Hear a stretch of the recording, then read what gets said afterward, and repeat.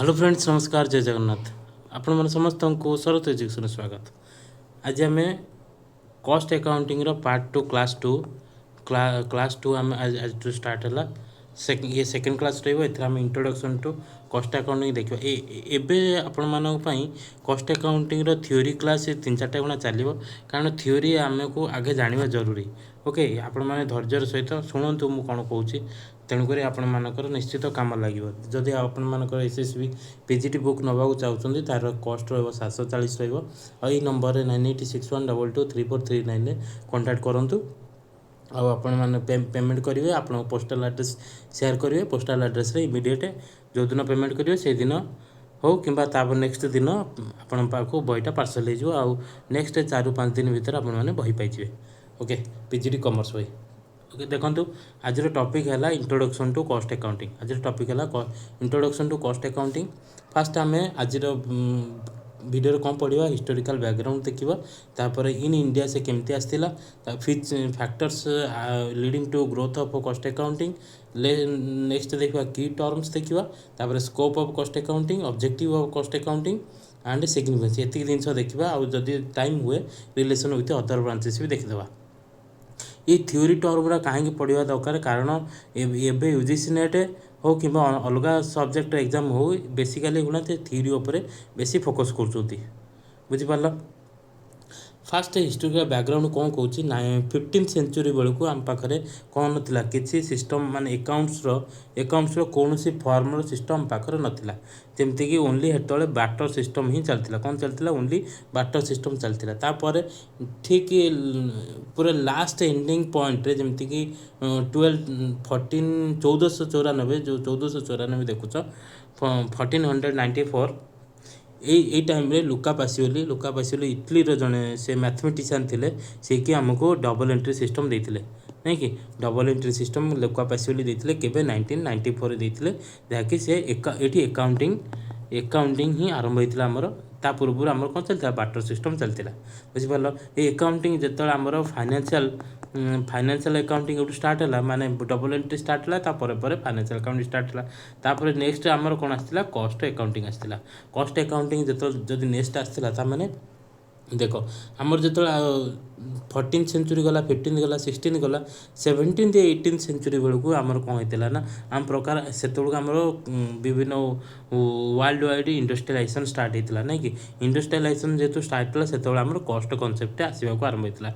जमीक example royal wallpaper manufacturing in France, iron masters, portraits, ये सब विभिन्न प्रकार इंडस्ट्री स्टार्ट होता। ये सब इंडस्ट्री रे आमर कौन दरकार पड़ा? कॉस्ट अकाउंटिंग बा कॉस्ट कॉन्सेप्ट दरकार पड़ूला। तापर next 1880 to 1925 rise of complex product design diversifying corporations, ये सब आमको देखा मिलता। तेणुक ये आमर कम फर्मुला आसला, 2 पॉइंट फर्मुला गोटे आसला। तापर जनरल मोटर्स तार फर्मुला देता आम पढ़ी। साइंटिफिक मैनेजमेंट इंट्रोड्यूस होता। तापर ये आमर कॉस्ट स्टैंडर्ड वेरिएंस उपरे फोकस होगी, तार नुआ सब थ्योरी सब आसला। तापर तो आमर वर्ल्ड वार 2 होता 1925 पर, तापर वर्ल्ड वार 1-2 कंटिन्यूसली आम 2 थर है। तापर से टाइम ये सब गला पुणी आमर ये जो डिफेन्स रे बहुत एक्सपेंडिचर होता, गवर्नमेंट यूज करता कॉस्ट प्लस कॉन्ट्रैक्ट सब यूज होता। कॉस्ट एस्टिमेशन बिकम क्रुशियल से टाइम रे होता। आमर कॉस्ट एस्टिमेशन कले ही, कारण वार हो माने खर्च बहुत रोचे। से खर्चटा को कौ सेक्टर रे केते खर्च होची, कौ एरिया रे केते खर्च होची, कौन परचेज कले केते खर्च होची, सब ये जो परचेज कॉस्ट गुड़ाक आमको जाना आमको कॉस्ट कॉन्सेप्ट दरकार पड़ता। तापर वार सरला इंडस्ट्रियल पुणी आउ थे इंडस्ट्रियल डेवलपमेंट है, कंपटीशन मार्केट बढ़ला, लेजिस्लेशन आसला, प्राइस राइज है। ये सब रिक्वायरमेंट को फुलफिल करने आमर कौन आसला? आमर आसला कॉस्ट अकाउंटिंग ये पूरा संपूर्ण सी गोटे रूपरेखा नेला, जोटा कि बुक आकार आसला। आम तापर विभिन्न कोर्स तापर आसला, ये सब डेवलपमेंट होता। तापर आम इंडिया को से केमती आसला? आमर इंडिया इंडिपेंडेंस पूर्व जस्ट पूर्व आमर इंडिया ट्रेंड लोक मैंने जो मैंने भल पाठ पढ़ुते से जाते लंडन जाकि ICMA रु आमर कॉस्ट अकाउंटिंग उपर ट्रेंड होगी आसते से मैंने आसिक पुणी फर्दर इंडिया से कौन कले निजर इंस्टीट्यूशन खोलिले से मैंने आसी फास्ट काम कले कोलकाता डिफेन्स सर्विस उपर आम काम कला जिते सी एक्सपीरियंस पाईगले 1959 बेलू यही सब लोक मैंने मिसिकी आमर कौन आरंभ करते गवर्नमेंट सहित मिसिकी 1959 रे institute of cost and work accountants of India जोटा ICAI आम जानते ICWAI एस्टाब्लीश करते यहाँ प्रॉपर आमर कॉस्ट अकाउंटिंग डेडिकेटेड होगी गोटे आमर इंस्टीट्यूशन खोलिला ना कि गवर्नमेंट तरफ कॉस्ट अकाउंटिंग प्रॉपर इंस्टीट्यूशन आमर आरंभ होता 1959 ता पूर्व चार्टर्ड अकाउंटेंसी माने प्रॉपर अकाउंटेंट मानक इंस्टीट्यूशन खोली सारी कि कॉस्ट अकाउंटिंग खोली नाला तेणुकर ICWAI आमर आसाला नेक्स्ट है 1968 आमर जो कंपनी एक्ट आइला 1956 रे एथर आमर गवर्नमेंट कॉस्ट ऑडिट आड करथिला जोटा कि सेक्शन 233B रे आमर सबसेक्शन B रे एटा को आड कराइतला कोटा कॉस्ट ऑडिट आड कराइतला एबे आमे कंपनी एक्ट 2013 रो सेक्शन 148 आमे देखिया पाउछंती कोठी देखिया पाउछंती एबे आमे देखिया पाउछंती कंपनी एक्ट 2013 रो सेक्शन 148 रे आमे देखिया पाउछंती मन रहइबो ये सब रहा कारण रहा तापर नेक्स्ट जब आम कॉस्ट अकाउंटिंग अलरेडी डेभलप हो गलानी तार को फैक्टर गुड़ाक नीड पड़ता माने से माने बाध्य कर देते जोटा कि कॉस्ट अकाउंटिंग को डेभलप करने फास्ट है फाइनेंशियल अकाउंटिंग लिमिटेशन जो कि आम कौन जानते ओनली ट्रांजेक्शन को आम रेकर्ड करूँ ना कि ट्रांजेक्शन को रेकर्ड करके केते खर्च होला केते आम पाखक प्रॉफिट आसला सेटा आम जानि पड़तले किंतु जो आम प्रोडक्ट को तैयारी कर गोटे प्रोडक्ट को तैयारी कर जो कॉस्ट लगुच जमी रॉ मटेरियल लगिला लेबर लगिला आउ कौन लगिला अदर कॉस्ट सब लगिला जमीक ऑफिस रे जो माने काम कर ऑफिस वर्कर मान तांको कॉस्ट लगिला सेल्स कर सेलिंग एंड डिस्ट्रीब्यूशन कर कॉस्ट लगिला ओके आम प्रॉफिट केते परसेंट ऐड कर सहित आमर जो फैक्ट्री प्रोडक्ट्स होची फैक्ट्री कॉस्ट केते लगुच से आम ये कौन फाइनेंशियल अकाउंट को जानी पारे ये सब कॉस्ट गुड़ाक आमको जाना आमको कौन दरकार पड़ा कॉस्ट अकाउंटिंग दरकार पड़ा नहीं कि तापर कॉस्ट अकाउंटिंग ग्रोइंग आसला ग्रोइंग कॉस्ट कन्सिक्वेंस विभिन्न प्रकार कन्सिक्वेंस देखाला से ये गोटे आम लीडिंग रहा जोटा कि आम कॉस्ट अकाउंट डेभलप होगापी इंडस्ट्रियलाइजेशन तो निश्चित डेभलप होता है इंडस्ट्रियल रिवोल्यूशन भी आसीला राइजिंग कंपटीशन एवं manufacturing need control price rises legislation like essential commodity act industrial development and regulation act यहाँ आसाला 1951 आसाला 1951 आसाला ओके 1951 आसाला आमर industrial development regulation act essential commodity act commodity act आमर आसाला 2002 रे बोधे आसाला ओके कमोडिटी जाके जदि यहाँ मुझे मिस कर चेक करेंगे ठीक अच्छे नेक्स्ट देख आमर जो आम कॉस्ट अकाउंटिंग तो स्टार्ट होगा तादेह को की टर्म गुराक रहा फास्ट रहा कॉस्ट अकाउंटिंग रहा आउ गए रहा कॉस्टिंग ये दुटा मिसेला आम आसला कॉस्ट अकाउंटेंसी आसला माने कॉस्ट अकाउंटिंग माने आम जो प्रोडक्ट तैयारी करने कॉस्ट केते इनकर्ड कले आम अकाउंट्स माने रेकर्डिंग करवा माने जोड़वा ओके कॉस्ट जहाँ खर्च है गोटे प्रोडक्ट को तैयारी करने जहाँ खर्च है जोड़े आम टोटाल कॉस्ट आसो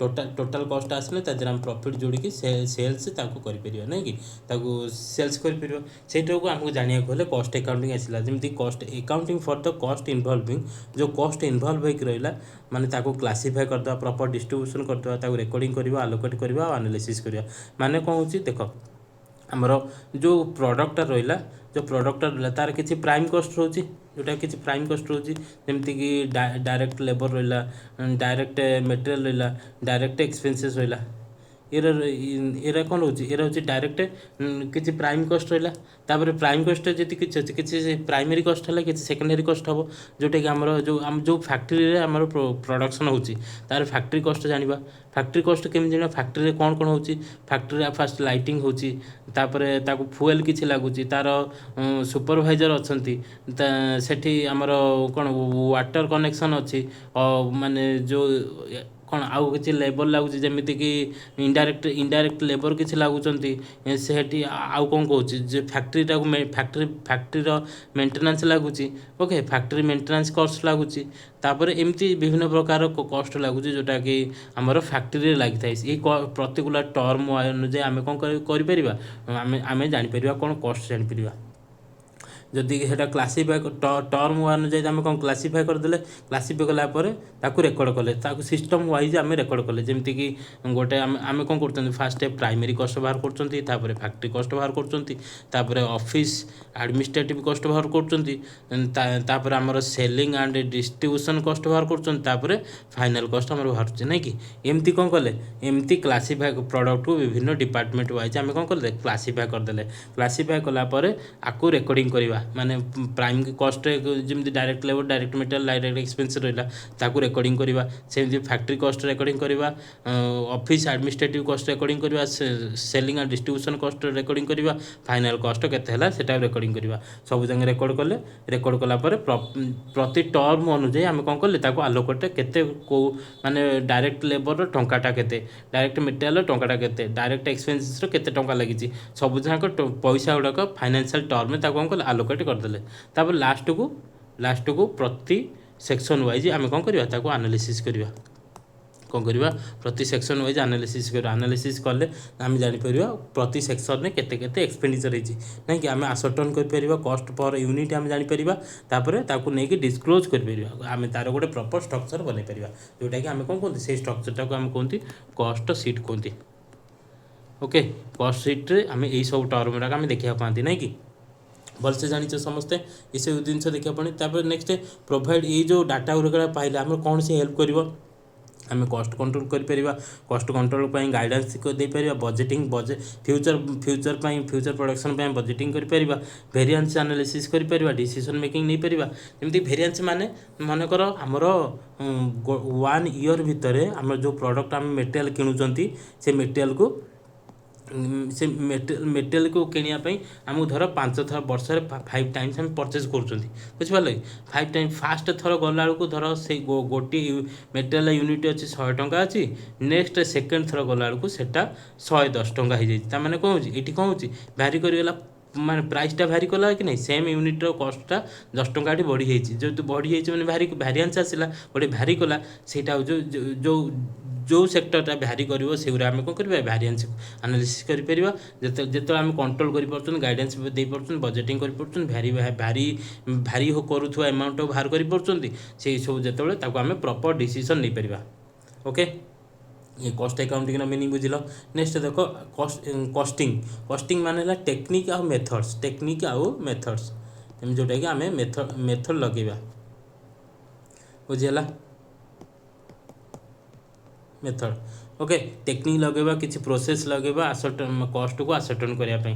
टेक्निक है प्रिंसिपल्स एंड रूल्स रहिबो, प्रोसेस कौन डेली रूटीन क्लासिफिकेशन समराइजिंग कस्ट युरा रहिबो। तापर जदि एग्जांपल कहला, इफ योर प्रोडक्ट कस्ट 200 टंका, मटेरियल कस्ट एति, लेबर कस्ट एति, एक्सपेंसेस एति मिसे देला हमर आसिला कोन प्रोडक्ट रो टोटल कस्ट हम 200 टंका पाई परिबा। तापर होची ये दिटा बुझिलो, कस्ट अकाउंटिंग कस्टिंग बुझिलो। एबे कस्ट अकाउंटेंसी बुझिलो। कस्ट अकाउंटेंसी माने एठी अकाउंटेंट आसीबो, अकाउंटेंट जो ICWAI रू पास आउट होइथिबो, सेही लोक एठी काम करि परिबो, सेही पर्सन एठी काम करि परिबो। ताकू से कोन करिवो, बेबी जो ऊपर आमे जो प्रोसेस पढ़ले, टेक्निक पढ़ले, किंबा जो कस्ट कंट्रोल करिया पई अकाउंटिंग आमे जोड़ा जोड़ी कले, सेठी से कोन करिवो, एठी ताकू एप्लीकेशन करिवो, यूज करिवो। Application of costing and cost accounting principles, methods, techniques to control ascertainment of profitability and managerial decision making। Profitability को आम ascertainment कर मैनेजरियल डिसीजन भी आम नहीं पार, जोटा कि ये कौन कर ये रेकर्ड कर सब रेडी करके आमर ऑफिस बोर्ड ऑफ डायरेक्टर को सेंड कर प्रॉपर डिसीजन मेकिंग नहीं पारे, बुझीगला। नेक्स्ट कौन कौन ये जो कस्ट अकाउंटिंग गोटे साइंस हो पार, आर्ट कर प्रैक्टिस कर। साइंस कौन कहवा, आम systematic body of knowledge use करमती माने है जो देख कस्ट सीट तैयारी कले, फास्ट गोटे प्राइम कस्ट बाहर कले, फैक्ट्री कस्ट बाहर कर, ऑफिस एडमिनिस्ट्रेटिव कस्ट बाहर कर, सेलिंग एंड डिस्ट्रीब्यूशन कस्ट बाहर कर, फाइनल कस्ट आम बाहर कर। जेहेतु गोटे सिस्टम रे जाउछंती, तेणु बॉडी ऑफ नॉलेज आम यूज कले, माने टेक्निक यूज कले। आर्ट माने जो प्रति डिपार्टमेंट वाइज आम कौन कस्ट टाक ଆଲୋକେଟ୍ କରିଦେଉଛନ୍ତି ତାକୁ ପ୍ରପର ଆନାଲିସିସ୍ ମାନେ ଶୋ କରାଇ ପାରୁଛନ୍ତି ସେ ଯେଉଁ ପ୍ରପର ଆଲୋକେଟ୍ କରିବାଟାକୁ ଆମେ କ'ଣ କହିବା ଆର୍ଟ କହିବା skill of applying principles skill ଆମ ପାଖରେ ଯେଉଁ କଷ୍ଟ ଆକାଉଣ୍ଟାଣ୍ଟ ପାଖରେ କ'ଣ ରହୁଛି ସ୍କିଲ୍ ରହୁଛି ସେମାନେ ତାକୁ ଏଇ ଯେଉଁ ସ୍କିଲ୍ ଆଉ ଟେକ୍ନିକ୍କୁ ପ୍ରାକ୍ଟିସ୍ରେ ଡେଲି ପ୍ରାକ୍ଟିସ୍ରେ ୟୁଜ୍ କରୁଛନ୍ତି କଣ୍ଟିନ୍ୟୁସ୍ ଇଫର୍ଟ ଇନ୍ ଦ କଷ୍ଟ କଣ୍ଟ୍ରୋଲ୍ ପ୍ରଫିଟେବିଲିଟି ଆଣ୍ଡ ଡିସିସନ୍ ମେକିଂରେ ଆମେ କ'ଣ କରିପାରୁଛନ୍ତି ହେଲ୍ପ କରିପାରୁଛନ୍ତି ବୁଝିହେଲା। नेक्स्ट स्कोप कौन कौन स्कोप ऑफ कॉस्ट अकाउंटिंग आम कस्ट ऑलरेडी आम पढ़ी सारे स्कोप कस्ट आसर्टमेंट करवा केमी पर यूनिट कर प्रोडक्ट वाइज कर सर्विस भी वाइज भी कर कस्ट कंट्रोल कर जदि किसी बजेट नौ फ्यूचर बजेट कर भारिएंस आसूँ स्टैंडर्ड आसूँ सब वे आम कौन कर कस्ट कंट्रोल कर कस्ट रिडक्शन जदि भेरिएंस हो जाऊँगी ओके कंटिन्यूअस आम इफर्ट लगेगा इम्प्रूवमेंट करने आम कौन कर कस्ट रिडक्शन कर डिसीजन मेकिंग सपोर्ट निश्चित कर ये आम प्राइस सेट करवा मेक और बाय डिसीजन नहीं पार सटडाउन जदि सटडाउन पीरियड अच्छे आम डिसीजन नहीं पार ओके तापर नेक्स्ट प्रॉफिट एनालिसिस आम एक्टिविटी वे आम प्रॉफिट देखिपर प्रोडक्ट वाइज देखिपर डिपार्टमेंट वाइज भी आम कौन कर प्रॉफिट एनालिसिस कर बजेटिंग एंड फोरकास्टिंग लास्ट को आम फ्यूचर पर सब आम बजेट कर आमर नेक्स्ट प्रोडक्शन प्रोसेस रे नेक्स्ट प्रोडक्शन माने पीरियड रे आमर केते टका खर्च होबो केते टका प्रॉफिट होबो ताको प्रॉपर बजेटिंग करी ताको प्रॉपर फोरकास्टिंग भी कर परिबा ए सब रहला हमर कोन 6टा स्कोप रहला कॉस्ट अकाउंटिंग नेक्स्ट ऑब्जेक्टिव देखो objective ascertainment of cost per unit wise आम कॉस्ट बाहर करबा aid in fixing prices price fix करबा हम हेल्प करबो identify profitability and unprofitability activities जो को पार्टा प्रॉफिट दूसरी को पार्टा प्रॉफिट दौनी से बाहर कर control cost through standards and variance माने कॉस्टिंग स्टैंडर्ड भी अच्छी कॉस्ट ताको स्टैंडर्ड आउ वेरिएंस यूज करके आम कौन कर कंट्रोल करवा जमी स्टैंडर्ड अकाउंटिंग अच्छी आउ स्टैंडर्ड कॉस्टिंग अच्छी आ वेरिएंस एनालिसिस अच्छी okay assist in management decision making ensure compliance with cost audit statutory requirement statutory audit भी कर आम कॉस्ट ऑडिट भी कर ओके बुझीगला। नेक्स्ट देखो significance of cost accounting provides details cost data beyond financial accounting financial account ता scope रु बाहर को जाकि सी आम कौन कर कॉस्ट डाटा प्रोवाइड कर हेल्प्स इन कॉम्पिटिटिव प्राइसिंग आम हाँ मार्केट रे जदि कंपिटिशन आम तिष्ठिबाक होबा आम कंपिटिशन प्राइसटा आम केमती हो पारिबो सेटाको भी से आमको हेल्प कर इम्प्रूव इफिशिएंसी एंड प्रोडक्टिविटी आमर ए निश्चित आम जो प्रॉपर डिसीजन नहीं पार्टी प्रॉपर एनालिसिस कर प्रॉपर आलोकेट कर पार्टी आम इफिशिएंट हो पार आम प्रोडक्टिविटी भी हो पार एसिड policy formulation essential for cost audit statutory आम जो आम कॉस्ट अकाउंटिंग प्रिंसिपल यूज कर कॉस्ट ऑडिट सब आमर हेल्प करवा ओके बुझेगा रिलेशनशिप विथ अदर ब्रांचेस मान सहित कौन रिलेशनशिप जमी cost accounting financial accounting cost accounting management accounting लिखा कॉस्ट अकाउंटिंग हूँ व्हाई ने how much did it cost जो प्रोडक्ट आम तैयारी को प्रोडक्शन कर व्हाई ये जो प्रोडक्ट आम प्रोडक्ट रे व्हाई आम जो धर किसी टंका खर्च कौन पर खर्च हो एंड हाउ ये दुटा क्वेश्चन ये आम सल्व कर कॉस्ट अकाउंटिंग फाइनेंशियल अकाउंटिंग कर जो प्रोडक्टा कॉस्ट इनकर्ड है से कौन पर आम से व्हाट हैपेंड आम देखिपर जमी financial accounting records overall financial performance for external reporting and shareholders and regulator but cost accounting कौन कर provides detail cost for the internal control and efficiency माने कॉस्ट फाइनेंशियल अकाउंटिंग आम external लोकों तैयारी कर cost accounting internal decision making आम तैयारी जो मैंने डिसीजन ने बुझीगला next cost accounting management accounting कौन कौन cost accounting records analysis control आम कर ऑलरेडी नैरो स्कोप बहुत स्कोप तो नैरो रोचे कि मैनेजमेंट अकाउंटिंग स्कोपटा बहुत बड़ रहा जमती कि फाइनेंशियल डिसीजन नहीं पार कॉस्ट डिसीजन नहीं पार स्टैटिस्टिकल डिसीजन नहीं पार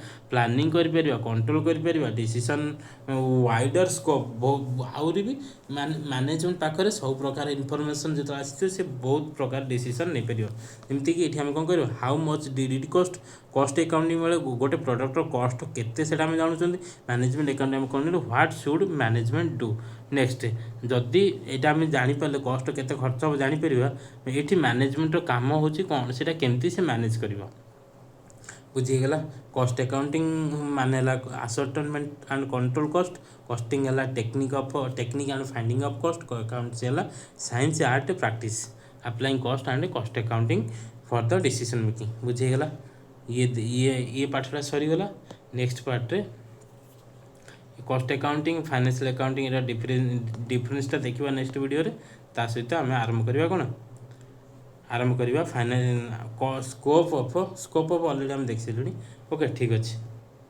नेक्स्ट वीडियो रे आम